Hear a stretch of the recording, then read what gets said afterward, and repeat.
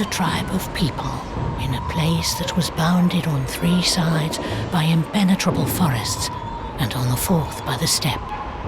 They were a strong, brave, and cheerful people. But evil times came upon them. Other tribes came warring against them and drove them into the depths of the forest.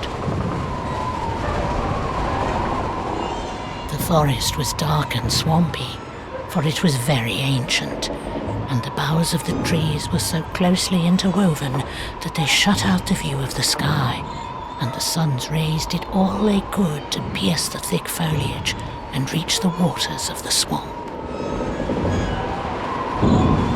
And wherever they reached those waters, poisonous vapors arose, and the people began to get sick and die. They had to get out of the forest, but there were only 2 ways. One was to go back over the road they'd come, but at the end of it strong and vicious foes awaited them.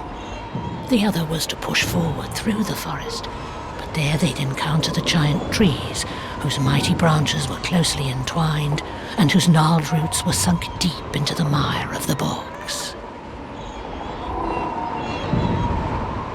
They were a brave people, and they would have fought to the death with those who had once defeated them, had they not feared being wiped out in the fight. They had their forefathers' behests to defend, and if they perished, their behests would perish with them. So they sat pondering their fate through the long nights, with the poisonous vapors rising around them and the forest singing its mournful song.